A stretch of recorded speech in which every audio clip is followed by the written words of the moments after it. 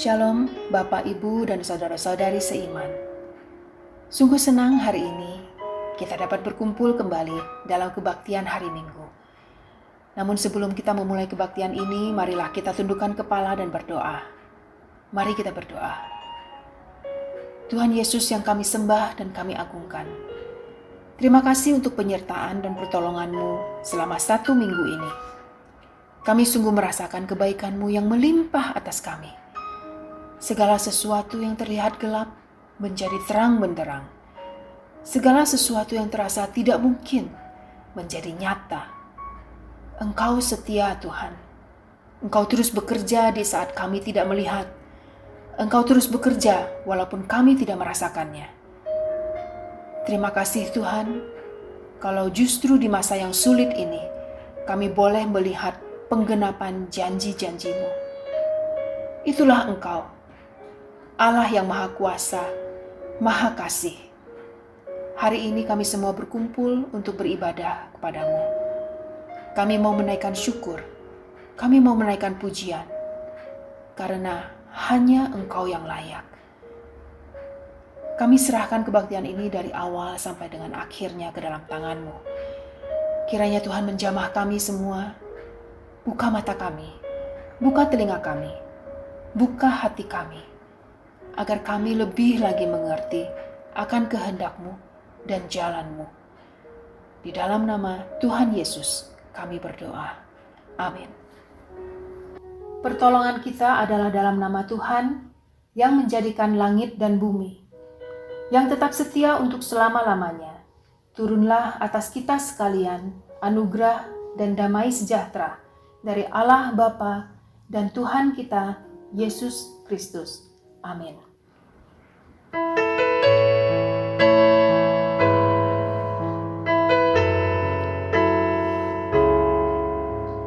Semua yang Tuhan rancangkan adalah baik, karena Tuhan kita adalah Tuhan yang baik. Tuhan kita adalah Bapa yang penuh kasih. Segala sesuatu yang bersumber dari yang baik akan menghasilkan yang baik pula. Semua yang percaya, mari kita angkat pujian ini bersama-sama.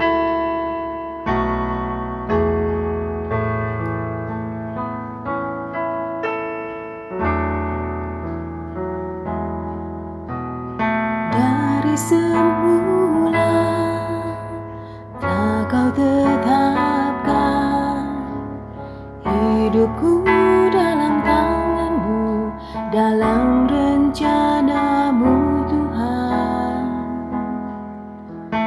Rencana indah telah Kau siapkan bagi masa depanku yang penuh harapan.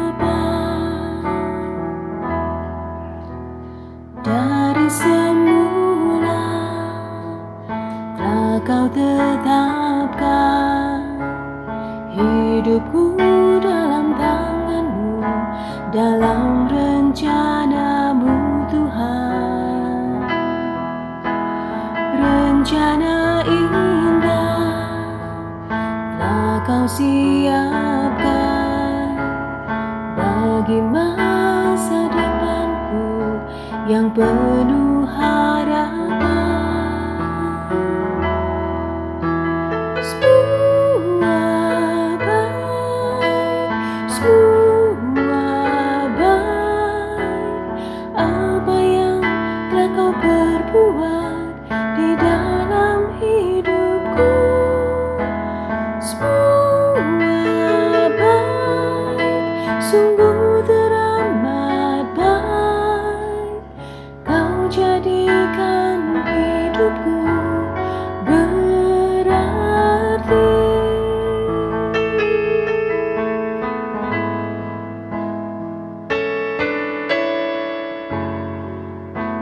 Mari kita pakai saat ini untuk mengucap syukur kepada Tuhan atas segala kebaikan-Nya dalam hidup kita.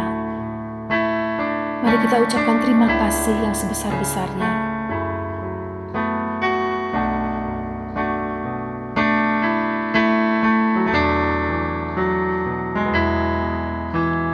Semua baik, semua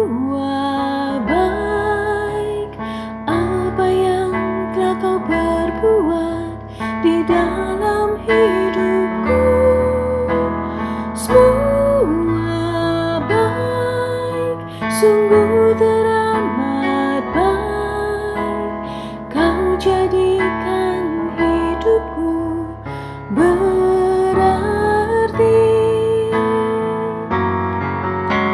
Semua baik, semua baik, apa yang telah kau perbuat di dalam hidupku. Semua baik, sungguh teramat baik, kau jadikan hidupku berarti. Kau jadikan hidupku berarti. Kau jadikan hidupku berarti.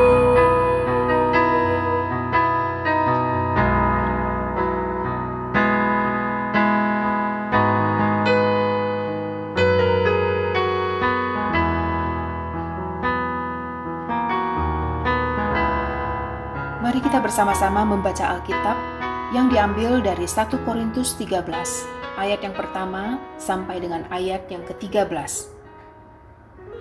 Kasih. Sekalipun aku dapat berkata-kata dengan semua bahasa manusia dan bahasa malaikat, tetapi jika aku tidak mempunyai kasih, aku sama dengan gong yang berkumandang dan canang yang bergemerincing. Sekalipun aku mempunyai karunia untuk bernubuat, dan aku mengetahui segala rahasia dan memiliki seluruh pengetahuan, dan sekalipun aku memiliki iman yang sempurna untuk memindahkan gunung, tetapi jika aku tidak mempunyai kasih, aku sama sekali tidak berguna. Dan sekalipun aku membagi-bagikan segala sesuatu yang ada padaku, bahkan menyerahkan tubuhku untuk dibakar, tetapi jika aku tidak mempunyai kasih, sedikit pun tidak ada faedahnya bagiku. Kasih itu sabar. Kasih itu murah hati. Ia tidak cemburu. Ia tidak membegahkan diri dan tidak sombong. Ia tidak melakukan yang tidak sopan dan tidak mencari keuntungan diri sendiri. Ia tidak pemarah dan tidak menyimpan kesalahan orang lain. Ia tidak bersukacita karena ketidakadilan, tetapi karena kebenaran. Ia menutupi segala sesuatu, percaya segala sesuatu, mengharapkan segala sesuatu, sabar menanggung segala sesuatu.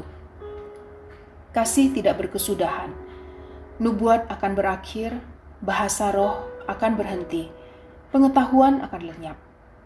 Sebab pengetahuan kita tidak lengkap dan nubuat kita tidak sempurna. Tetapi jika yang sempurna tiba, maka yang tidak sempurna itu akan lenyap. Ketika aku kanak-kanak, aku berkata-kata seperti kanak-kanak. Aku merasa seperti kanak-kanak. Aku berpikir seperti kanak-kanak. Sekarang sesudah aku menjadi dewasa, aku meninggalkan sifat kanak-kanak itu. Karena sekarang kita melihat dalam cermin suatu gambaran yang samar-samar, tetapi nanti kita akan melihat muka dengan muka. Sekarang aku hanya mengenal dengan tidak sempurna, tetapi nanti aku akan mengenal dengan sempurna, seperti aku sendiri dikenal. Demikianlah tinggal ketiga hal ini, yaitu iman, pengharapan, dan kasih. Dan yang paling besar di antaranya ialah kasih. Demikianlah pembacaan Alkitab hari ini. Mari kita bangkit berdiri, kita akan mengakui iman kita di hadapan Tuhan. Pengakuan iman rasuli. Aku percaya kepada Allah, Bapa yang Maha Kuasa, Khalik langit dan bumi, dan kepada Yesus Kristus, anaknya yang tunggal Tuhan kita, yang dikandung daripada Roh Kudus, lahir dari anak darah Maria, yang menderita sengsara di bawah pemerintahan Pontius Pilatus, disalibkan, mati dan dikuburkan, turun ke dalam kerajaan maut. Pada hari yang ketiga, bangkit pula dari antara orang mati, naik ke surga, duduk di sebelah kanan Allah, Bapa yang Maha Kuasa. Dan dari sana ia akan datang untuk menghakimi orang yang hidup dan yang mati. Aku percaya kepada Roh Kudus, gereja yang kudus dan am, persekutuan orang kudus, pengampunan dosa, kebangkitan orang mati, dan hidup yang kekal. Amin. Mari kita persiapkan hati untuk mendengarkan firman Tuhan yang akan disampaikan oleh Ibu Pendeta Lim Levang. Namun sebelumnya, marilah kita naikkan sebuah pujian yang berjudul Kasih.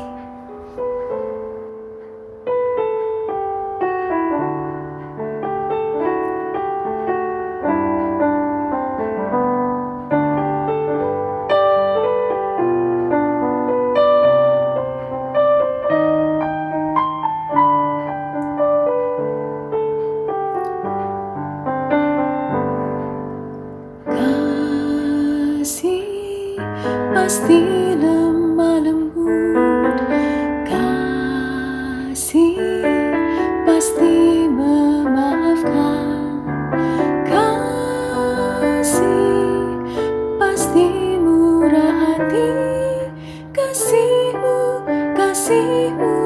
Tuhan,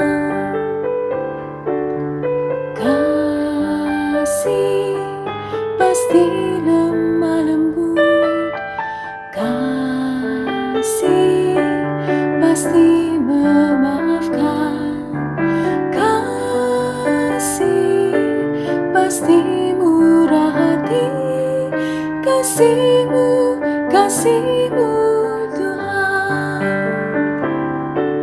Ajarilah kami ini saling mengasihi, ajarilah kami ini saling mengampuni, ajarilah kami ini kasih-Mu ya Tuhan, kasih-Mu kudus tiada batasnya.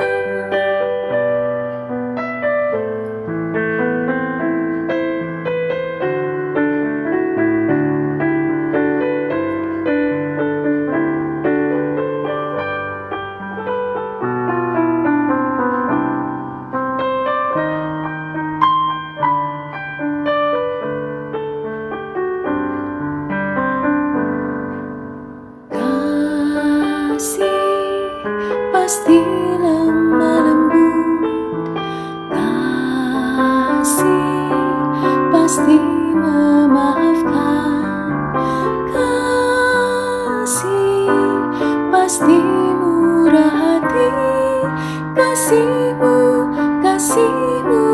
Tuhan. Ajarilah kami ini saling mengasihi, ajarilah kami ini saling mengampuni, ajarilah kami ini kasih-Mu ya Tuhan, kasih-Mu kudus tiada batasnya. Ajarilah kami ini saling mengasihi, ajarilah kami ini saling mengampuni, ajarilah kami ini kasih-Mu ya Tuhan, kasih-Mu kudus tiada batasnya.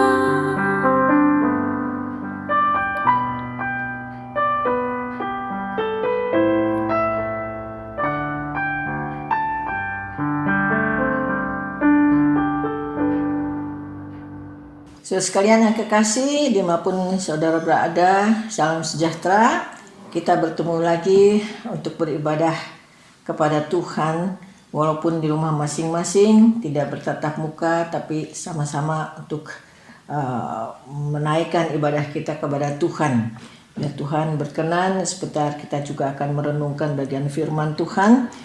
Dan sebelumnya kita akan masuk dalam doa, kita sehati masuk dalam doa. Tuhan Bapa di surga, terima kasih ya Tuhan untuk segala berkat karunia yang Tuhan berikan kepada kami, pemeliharaan Tuhan kepada kami, dan dimanapun kami berada, kapanpun Tuhan terus menyertai kami. Sampai saat ini Tuhan tetap memberi kami napas hidup, kesehatan yang baik, dan bisa bersama-sama untuk sebentar merenungkan firman Tuhan. Dan tolong kami untuk mengerti firman yang sebentar hamba akan menyampaikannya, biar Tuhan sedang berbicara kepada kami. Dan kiranya Tuhan sendiri akan menolong kami untuk bisa melakukan firman Tuhan dalam kehidupan kami sehari-hari. Terima kasih Bapa, kami pertaruhkan jam depan ini dari awal sampai akhir di tangan Tuhan. Terpujilah nama Bapa di surga, Tuhan Yesus Roh Kudus, dalam nama Yesus Kristus mengucap syukur berdoa. Amin.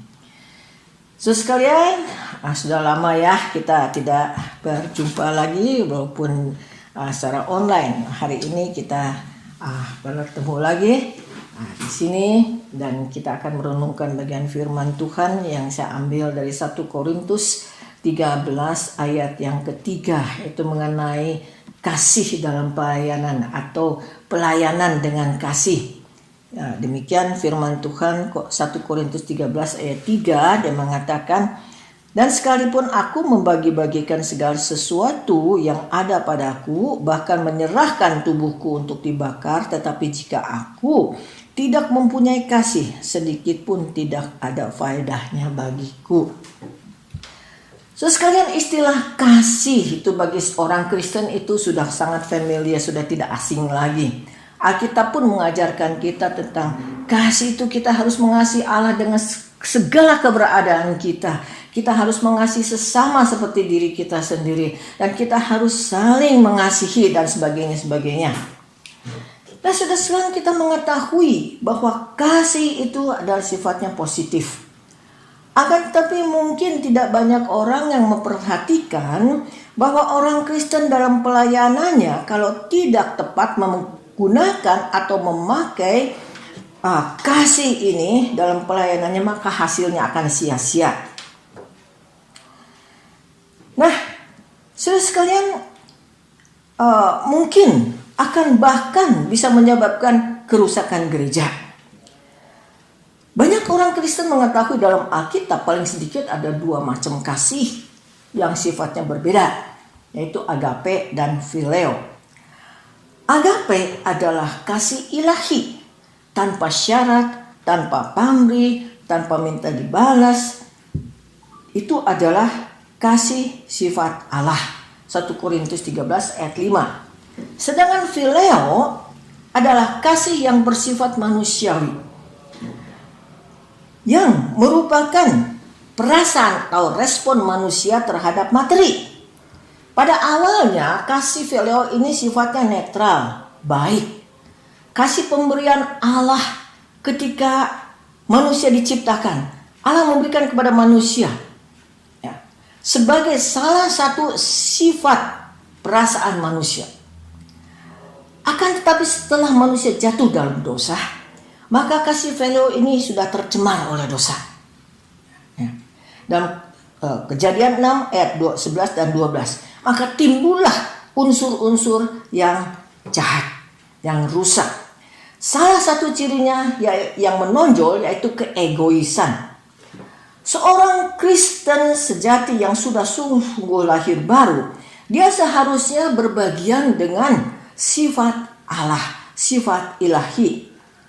2 Petrus 1 ayat 4 mengatakan, dengan jalan itu Ia telah menganugerahkan kepada kita janji-janji yang berharga dan yang sangat besar, supaya olehnya kamu boleh mengambil bagian dalam kodrat ilahi dan luput dari hawa nafsu duniawi yang membinasakan dunia.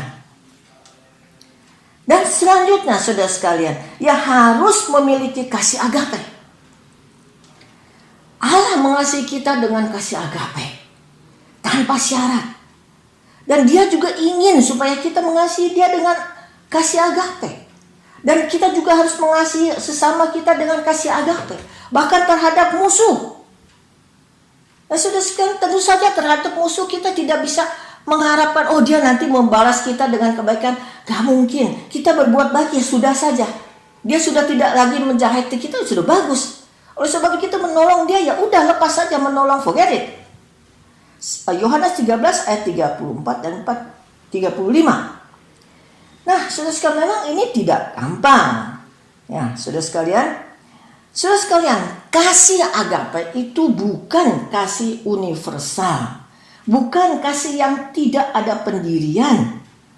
Bukan orang mau berbuat jahat, dibilang, oh kamu kan ada kasih, kamu harus mendukung saya. Oh, terpaksa mendukung. Bukan demikian, saudara sekalian. Agape berpendirian jelas. Ya. taat akan kebenaran dan pimpinan Roh Kudus.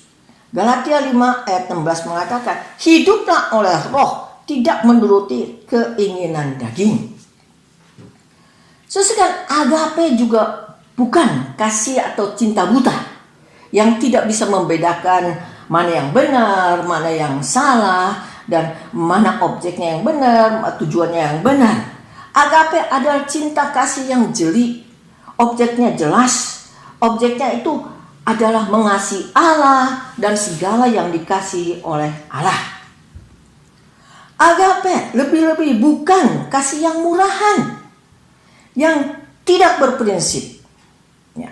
Biasanya orang-orang memojokkan gereja atau orang Kristen, kamu kan ada kasih, gereja kan ada kasih, kenapa tidak menolong, kenapa? Nah, biasanya orang memojokkan demikian. Tapi agape itu harus berprinsip.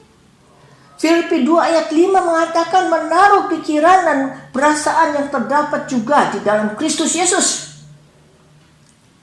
Nah, saudara sekalian, banyak orang Kristen tahu pentingnya kasih ini.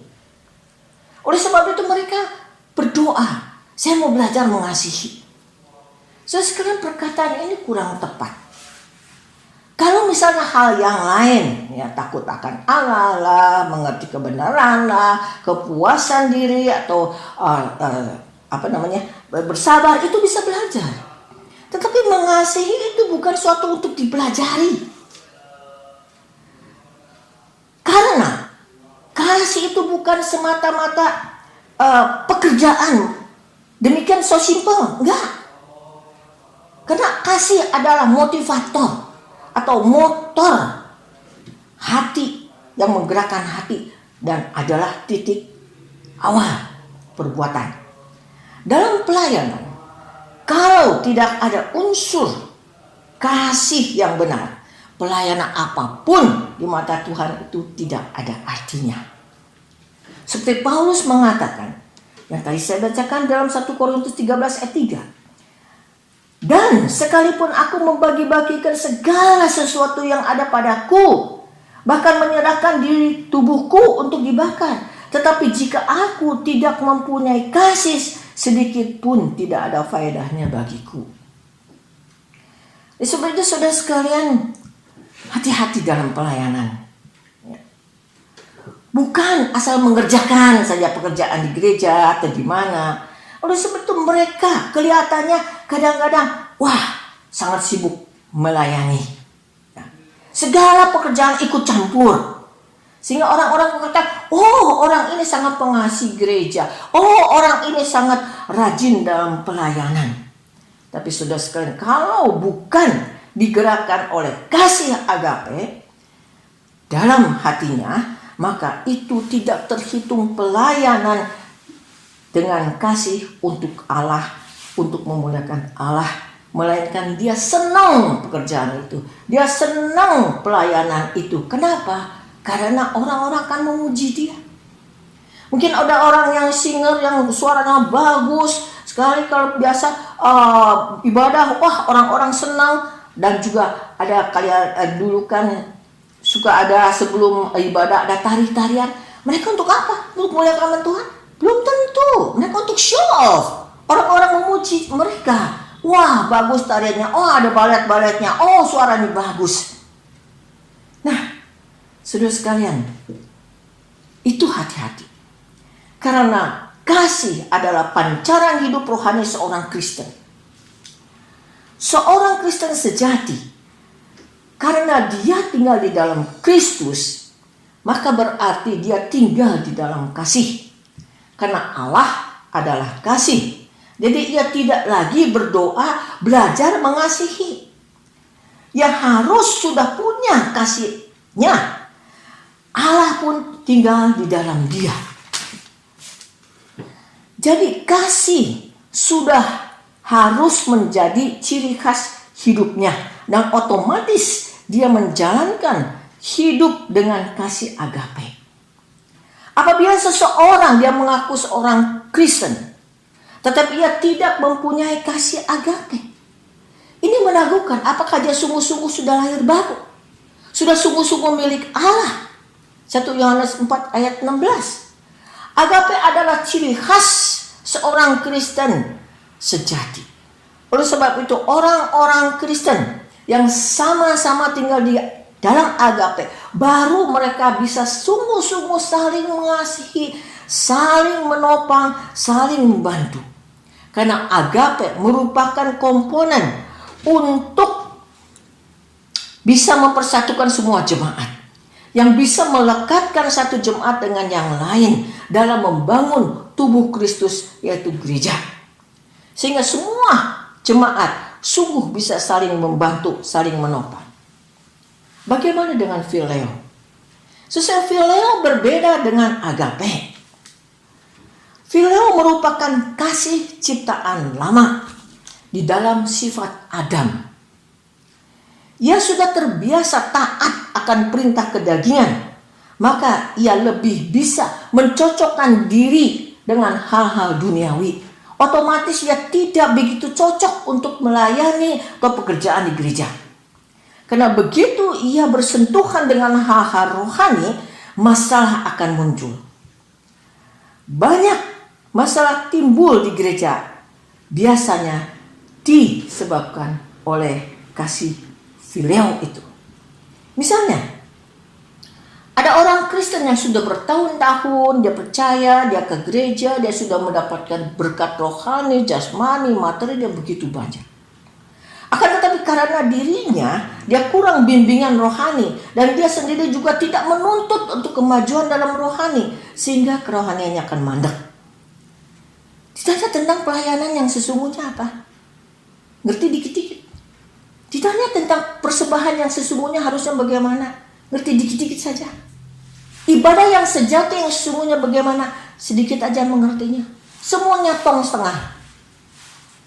Sudah sekali mungkin orang-orang Kristen banyak juga yang mengertilah tentang firman Tuhan, sedikit banyak tahu. Akan tetapi karena dia kurang mengaplikasikan firman itu dalam kehidupan sehari-hari, maka dia akan seperti yang dilukiskan oleh Paulus dalam 1 Korintus 13 ayat 1. Sama seperti gong yang berkumandang dan canang yang bergemerincing. Mengapa? Mengapa saudara sekalian?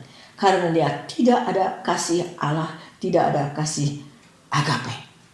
Karena mereka tidak bisa membedakan sifat-sifat kasih itu. Maka hanya bisa melanjutkan kebiasaan mereka sebelum mereka percaya Tuhan. Memasukkan kasih phileo ke dalam pelayanan rohani, pekerjaan rohani. Maka dalam dirinya akan terdapat benturan-benturan antara kedagingan dan hal-hal yang rohani. Oleh sebab itu tidak heran, walaupun dia seorang pemimpin gereja, sekalipun hamba Tuhan, sangat hitung-hitungan. Sekalian, hitungkan dalam pelayanan, bahkan hamba Tuhan dalam honor, saudara sekalian. Zaman sekarang banyak orang yang hamba Tuhan ingin mencari ladang, sama seperti mencari lowongan kerja. Pekerjaan, saudara sekalian, mengajukan syarat-syarat, mengajukan fasilitas-fasilitas. Baru-baru ini saya menerima atau melihat WA, saudara sekalian, di sana dikatakan pembicara-pembicara yang ingin bicara di gereja-gereja. Dia ada brokernya, dia ada perantaranya. Dia perantaranya itu yang promosikan ke gereja-gereja. Gereja-gereja senang mengundang dia, walaupun di dalam di gereja itu sudah ada hamba Tuhannya, ada gembala sidangnya, tapi senang mengundang pembicara itu. Karena apa? Karena pembicara itu pintar khotbah, karena pembicara itu lucu, banyak lelucon, dan kalau dia bicara banyak orang yang datang, pengunjung, otomatis kolektif banyak. Jadi kalau bisa membayar angpau juga masih cuan.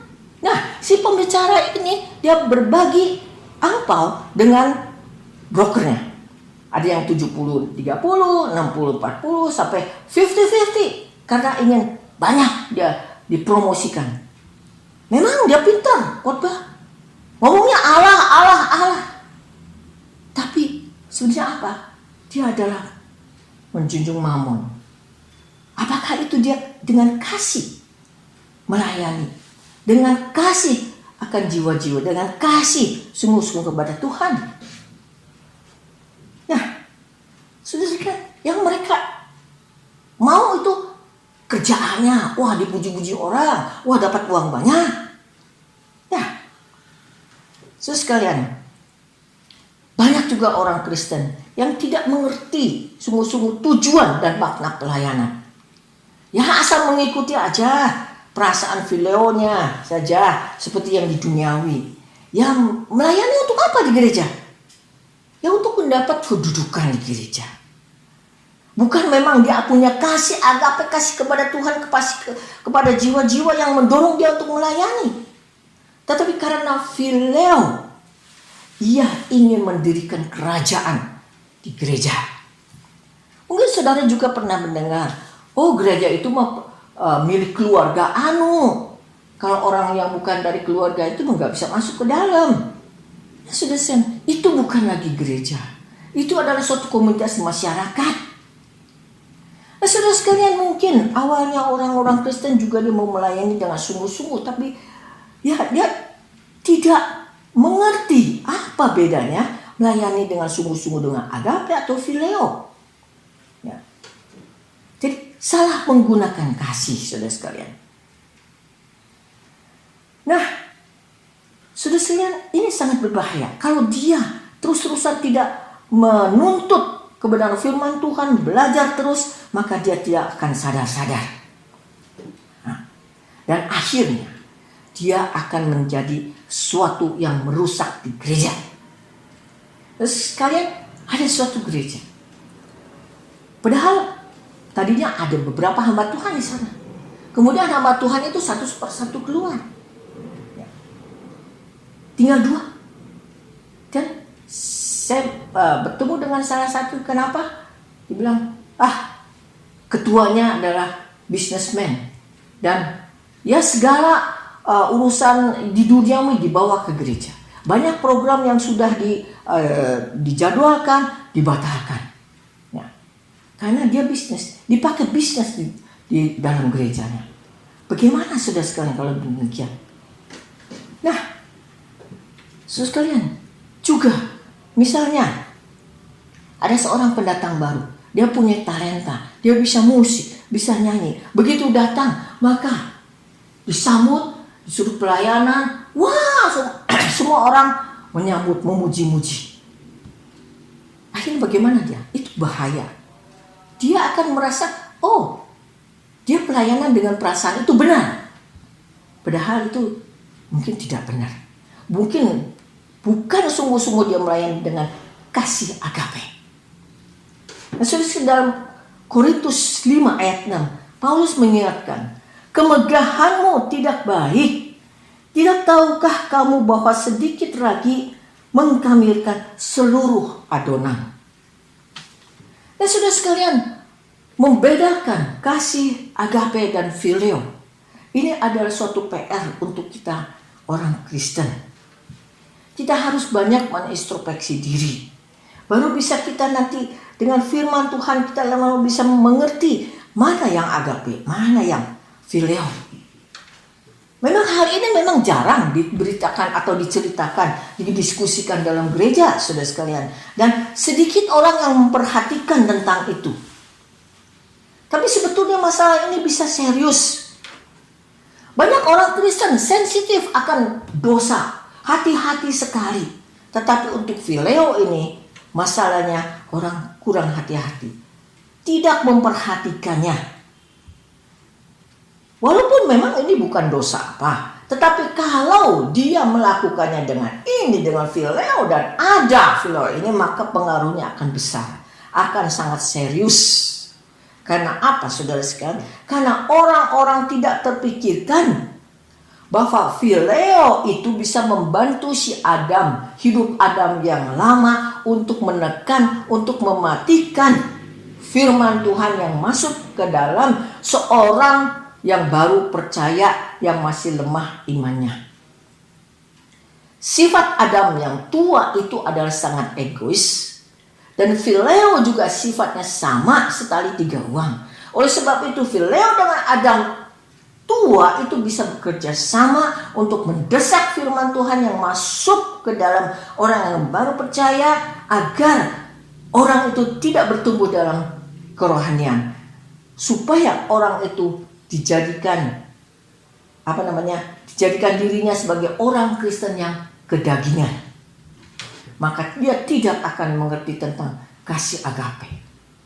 Oleh sebab itu saudara sekalian, satu-satunya cara supaya Phileo itu jangan menjadi asisten si Adam yang lama, maka kita harus sungguh-sungguh menempatkan Roh Kudus dalam hati kita yang bertahta, berkuasa di sana, agar Phileo itu ditekan dan mati kutu dan digantikan semua dengan kasih agape.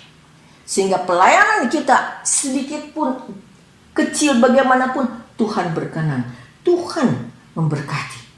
Efesus 5 ayat 8 mengatakan, memang dahulu kamu adalah kegelapan, tetapi sekarang kamu ada terang di dalam Tuhan. Sebab itu hiduplah sebagai anak-anak terang. Amin. Kita berdoa ya. Tuhan Bapa di surga, terima kasih untuk peringatan firman Tuhan kepada kami yang sering kami tidak perhatikan, tapi sebetulnya ini sangat penting. Karena kami semua juga anak-anak Tuhan ingin melayani Tuhan. Tapi seringkali kami terkecoh, tidak jelas apa sih sebetulnya yang tujuan atau kasih yang kami sampaikan untuk melayani Tuhan ini.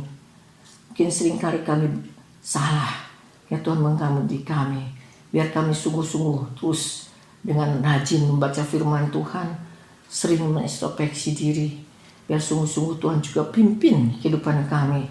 Roh Kudus sendiri yang menyertai, memimpin kehidupan kami hari demi hari, agar kami sungguh apa yang kami lakukan dan pelayanan dan apapun sungguh diperkenan oleh Tuhan, sehingga kami tidak sia-sia melayani Tuhan, tidak sia-sia mengikuti Tuhan, sehingga seperti yang Tuhan janjikan, berkat akan turun kepada kami.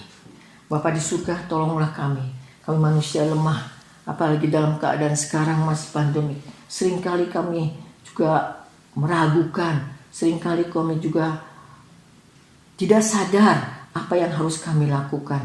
Kiranya Tuhan tolong kami agar kami sungguh-sungguh terus ditambahkan iman oleh Tuhan, terus berpegang pada firman Tuhan, sehingga kami sungguh melakukan apa yang diperkenan oleh Tuhan. Berkatilah setiap kami ya Bapa, dimanapun kami berada, khususnya jemaat PSK Bandung, mereka yang ada kesulitan, mereka yang sakit, ada masalah dalam ekonomi, dalam keuangan, dalam pekerjaan, dalam bisnis, dalam keluarga. Ya Tuhan, tolong mereka. Tuhan buka jalan bagi mereka ya Tuhan, agar mereka sungguh-sungguh terus beriman kepada Tuhan. Biar mereka hanya satu tujuan, yaitu setia kepada Tuhan saja. Ya Tuhan juga menolong ya Tuhan, khususnya di Indonesia, biar pandemi ini cepatnya bisa berlalu dengan baik, dan juga perekonomian di Indonesia yang Tuhan pulihkan. Terima kasih Bapa, terima kasih untuk firman-Mu. Kami berdoa mengucap syukur di dalam nama Yesus Kristus, Juru Selamat kami yang hidup. Amin. Mari kita naikkan doksologi dan doa berkat oleh Ibu Pendeta Lim Livang.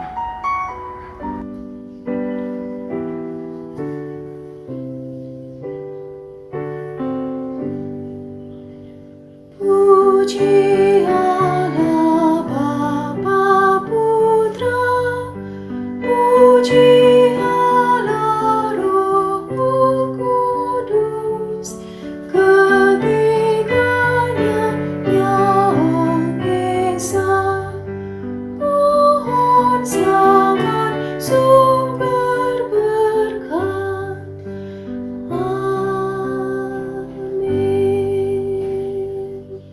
Sekalian, kita sudah mendengar firman Tuhan dan sudah ibadah, kiranya Tuhan juga berkenan, dan sebentar juga kita akan menyelesaikan ibadah ini. Ya Tuhan sendiri akan memberkati setiap kita dimanapun kita berada, dan terimalah berkat Tuhan. Kiranya kasih karunia anugerah Allah Bapa, pimpinan kasih Yesus Kristus yang begitu panjang lebar, yang begitu sabar, dan penyertaan Roh Kudus, persekutuan Roh Kudus menyertai setiap saudara sekalian dimanapun berada, dari sekarang sampai selama-lamanya. Amin. Demikianlah ibadah kita hari ini telah selesai. Terima kasih Bapak, Ibu, saudara-saudari sekalian yang telah bergabung bersama-sama dengan kami. Kami nantikan kehadiran semuanya dalam ibadah minggu depan. Kebaktian selesai, silakan untuk bersaat teduh. Tuhan Yesus memberkati.